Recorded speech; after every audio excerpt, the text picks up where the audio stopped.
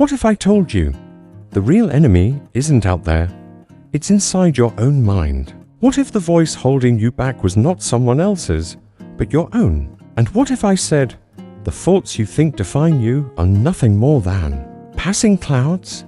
Let me ask again. What if the greatest battle you'll ever face is not with the world outside, but with the voice in your head?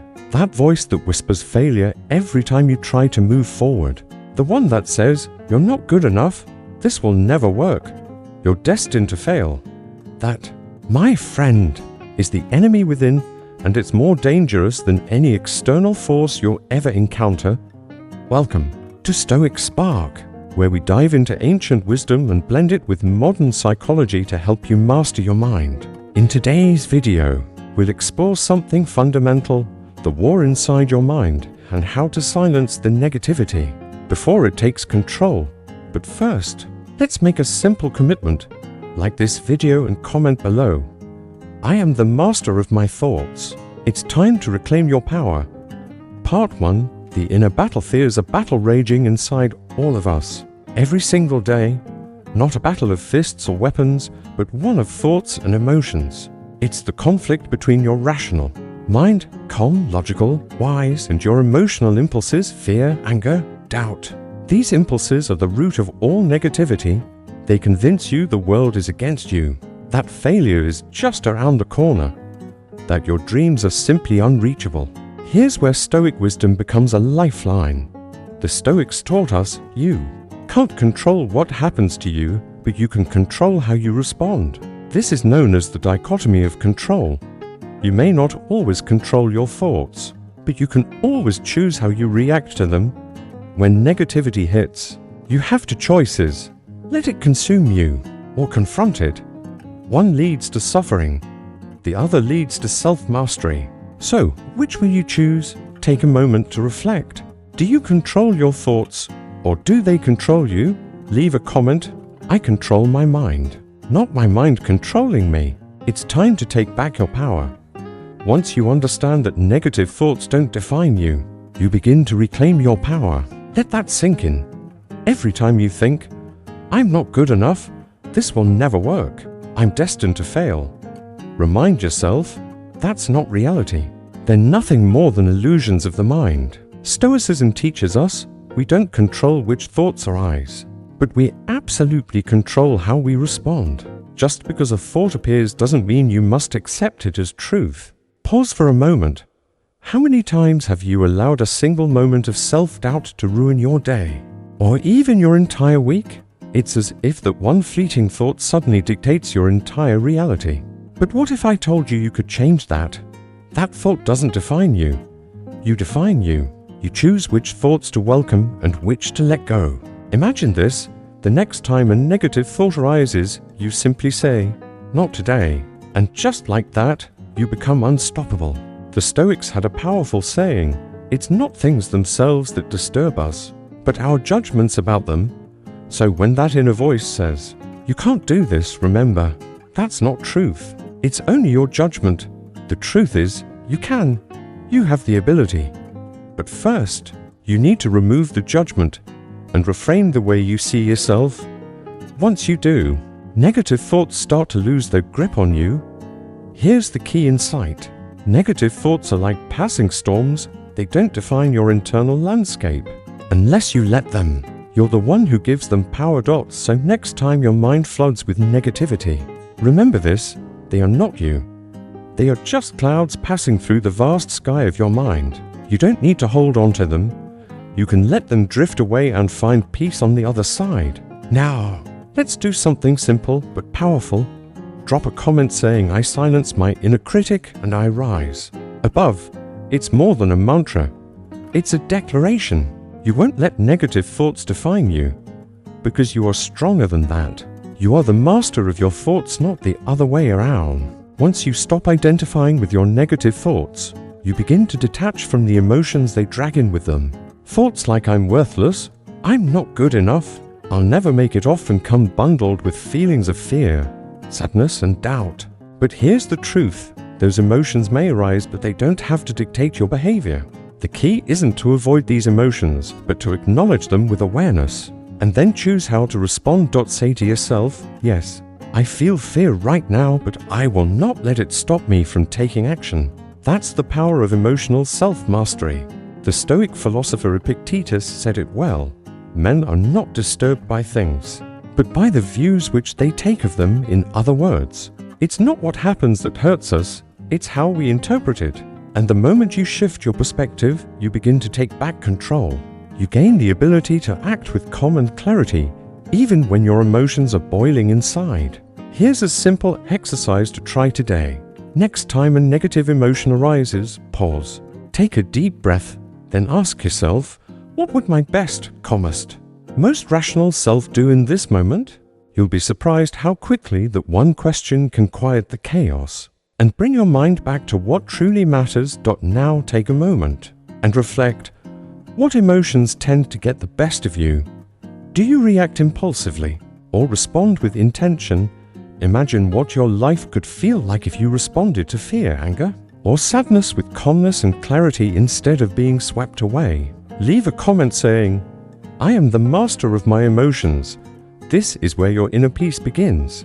Part for reframing negative thoughts. Have you ever been in a moment where everything feels like it's falling apart, and your mind starts telling you, this is a disaster, I'll never make it through, I'm just not good enough? That's when negativity takes over.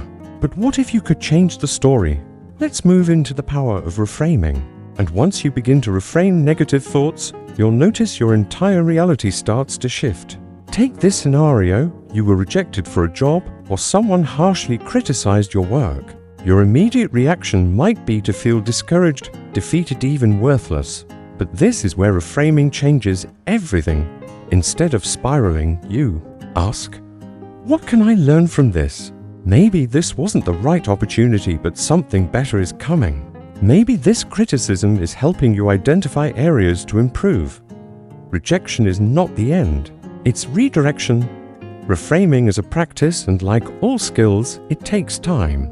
But the more you do it, the more natural it becomes.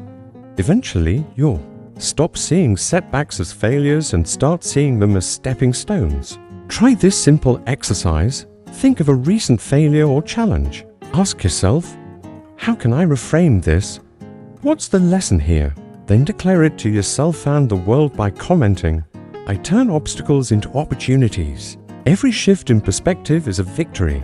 Part 5. The power of perception. Here's something worth remembering. You can't control other people. You can't always control what life throws your way. But you can control one thing completely: your perception. How you view the world, how you view others, and how you view yourself. And that perception, my friend, can either liberate you or trap you. Dark psychology teaches us just how easily our minds are shaped by media, by others' opinions, by our past experiences. But here's the truth: no one can shape your perception unless you let them. That's where your freedom begins. The Stoics mastered this. They believed that events are neither good nor bad. They simply are. What makes something positive or negative is your judgment of it. A storm is just a storm. If you see it as a disaster, it overwhelms you. But if you see it as an opportunity to grow, it becomes a teacher. Perception is everything. Think of the last time someone criticized you. Did you feel attacked, or did you see it as feedback? The Stoics would encourage you to see criticism as a gift, a tool to help refine your character. This is where perception either empowers or weakens you. So instead of seeing failure as defeat, see it as a lesson in resilience. Once you master your perception, negativity no longer has power over you. Now pause and reflect. What recent situation triggered a negative reaction in you? How did your perception shape your emotional response? If you're ready to reclaim control, comment, I control my perception. I control my reality. Once you learn to master your perception, the next step is to confront your most persistent internal enemy, the inner critic. We all have it. That voice in our head that whispers, you're not good enough, you'll never make it, you don't deserve success. But here's the harsh reality: that voice is not the truth. It's a distorted, fear-driven illusion designed to keep you small. Dark psychology often weaponizes this inner critic. using it to trap you in a loop of fear and self-doubt.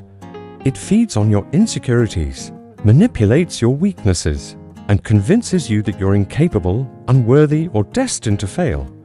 But here's the twist: it's all a lie. That voice is not you. It's just a mental construct, a voice rooted in fear, past pain, and emotional wounds built to sabotage your growth. Stoic wisdom reminds us we are not our thoughts, we are not our emotions, and the inner critic, it's just a thought, one you have the power to question, to challenge, and ultimately to silence. The Stoics knew it's not the thoughts that define you, it's how you respond to them that shapes your life. So when the inner critic rises up, you have the right and the power to say, "No, that's not my truth." The first step to silencing your inner critic is realizing that it doesn't speak on your behalf. It doesn't have your best interest in mind. It only wants to keep you safe, stuck in the comfort zone. But growth never happens in comfort zones. It happens when you face the critic, look it in the eye, and declare, "I'm stronger than your lies." One powerful Stoic tool is negative visualization. Instead of running from the fear of failure, you face it on your terms. Ask yourself, what's the worst that could happen? What would I learn if I failed? By visualizing failure and reframing it as growth, you take away the critic's power. Now I want you to try something powerful. Next time the critic starts speaking, pause. Ask yourself, is this really true? Or is this just fear talking? You have the power to rewrite the narrative. You have the power to dismiss that voice. And every time you do, you become stronger. Leave a comment.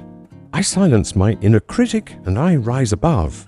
This is your declaration that the voice no longer holds you back. You are in control. Once you start taking control of your reactions, you begin reclaiming true power over your life. This is where a powerful practice comes in. Pause, breathe, and respond with intention. The next time you find yourself in a tough situation, maybe someone insults you, something unexpected happens, or stress spikes, pause for just a second. Take a deep breath in that space. You face a choice: let emotions drive your response, or choose calm, rational control. That single moment of awareness can flip the entire situation. Let's go deeper into a powerful Stoic exercise, premeditatio. Malorum, the premeditation of evils. It's not about being negative, it's about being mentally prepared. By imagining possible challenges ahead of time, you equip yourself to stay calm when they actually happen. You're no longer shocked. You're no longer overwhelmed, because you've already rehearsed your mindset. Here's your challenge. The next time something stressful happens, pause for a moment before reacting. Ask yourself, what would the calmest, wisest version of myself do right now? You'll be amazed at how powerful that pause can be. If you're ready to take full control of your reactions, leave a comment.